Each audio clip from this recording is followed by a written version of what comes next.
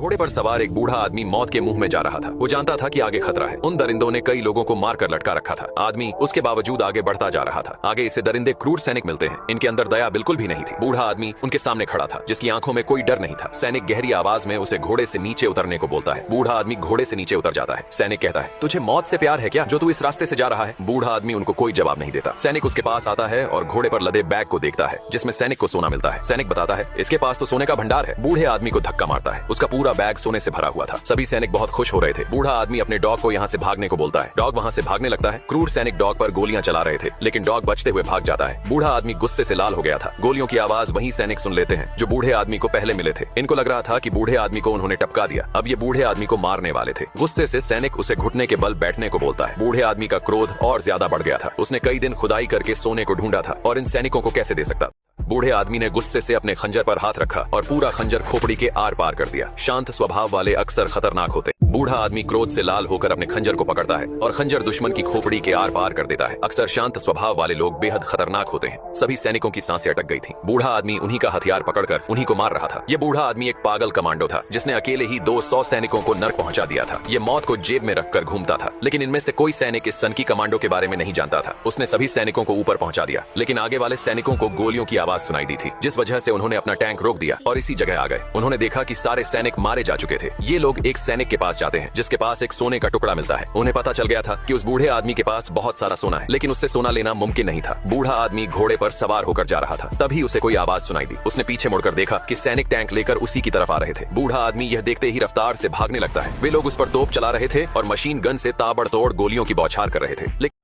लेकिन बूढ़ा आदमी फिर भी बच निकलता है। सैनिक उसे दूरबीन से देख रहे थे, लेकिन वे आगे नहीं जा रहे थे, क्योंकि हर जगह माइन बिछी हुई थी। सैनिक केवल एक धमाके की उम्मीद कर रहे थे। बूढ़ा आदमी अपने घोड़े को सहलाता है, क्योंकि घोड़े की वजह से ही वह बच पाया था। लेकिन अचानक घोड़े का पैर माइन पर पड़ जाता है और एक बड़ा धमाका होता है। घोड़े के चिथड़े उड़ जाते हैं। सैनिकों को बहुत खुशी थी, लेकिन बूढ़ा आदमी अब भी जिंदा था। उसने अपना घोड़ा खो दिया था, जिससे उसे गहरा सदमा लगता है, जैसे उसने किसी अपने को खो दिया हो। बूढ़ा आदमी खुद को संभालता है और देखता है कि उसका सारा सोना बिखर गया है। सैनिक भी उसकी तरफ बढ़ रहे थे। बूढ़ा कमांडो अपने बिखरे हुए सोने को बटोरने लगता है। सैनिक टैंक लेकर वहां पहुंच जाते हैं, लेकिन बूढ़ा आदमी अपना सोना बटोरने में लगा रहता है। सैनिक उसे देखकर हैरान थे कि वह किस तरह का आदमी था, जिसे अपनी जान से ज्यादा अपने सोने की फिक्र थी। और हो भी क्यों ना, क्योंकि बूढ़े आदमी ने यह सोना ढूंढने में बहुत मेहनत की थी। यह उसका एटीट्यूड था जो सभी सैनिकों को पसंद आया। आखिर में उसने एक पत्थर उठा लिया, क्योंकि वह एक कमांडो की तरह सोच रहा था। उसकी आंखें यह बता रही थीं कि वह सैनिकों से रत्ती भर भी नहीं डरता। क्रूर सैनिक एक बूढ़े कमांडो पर गोलियां बरसा रहे थे। आग में लिपटा कमांडो एक नदी में कूद जाता है। कमांडो के पास भारी मात्रा में सोने से भरा बैग था। सभी सैनिक उसके ऊपर आने का इंतजार कर रहे थे। उन्हें लग रहा था कि वह ऊपर जरूर आएगा, लेकिन बूढ़ा कमांडो पानी में अपनी सांस रोक कर बैठा हुआ था। वह अपनी सांस काफी देर तक रोक सकता था। सैनिक उस पर निशाना लगाकर तैयार खड़े थे। थोड़ी देर बाद वह पानी से ऊपर आता है। ये लोग उस पर गोली चलाते हैं, लेकिन कमांडो फिर से पानी में चला जाता है। वह ऊपर सांस लेने आया था। तभी नाव से एक सैनिक पानी में कूद जाता है और उसे ढूंढने लगता है, लेकिन कमांडो कहीं नजर नहीं आ रहा था। अचानक वह पीछे से सैनिक को पकड़कर उसे स्वर्ग पहुंचा देता है। पानी के ऊपर खून दिखाई दे रहा था। नाव पर बैठा सिपाही यह देखकर घबरा गया। सिपाहियों के लीडर ने दूसरे सिपाही को पानी में जाने को बोला। दूसरा सिपाही डरते हुए पानी में कूद गया। थोड़ी देर बाद फिर से पानी में खून दिखाई देने लगा। नाव पर बैठा सिपाही यह देखकर डर गया और वहां से भागने लगा। वह जानता था कि अब उसे पानी में भेजा जाएगा। सिपाहियों का लीडर उसे वापस आने को बोल रहा था, लेकिन वह उसकी बात नहीं सुन रहा था, जिस वजह से लीडर उसे मारने का आदेश देता है और नाव वाले सिपाही को गोली मार दी जाती है। लेकिन उस नाव को कमांडो ने पकड़ रखा था, जिस वजह से कमांडो किनारे पहुंच चुका था। एक सैनिक अपनी मशीन गन घुमाता है और उस कमांडो पर अंधाधुंध फायरिंग कर रहा था, लेकिन कमांडो ने उस सैनिक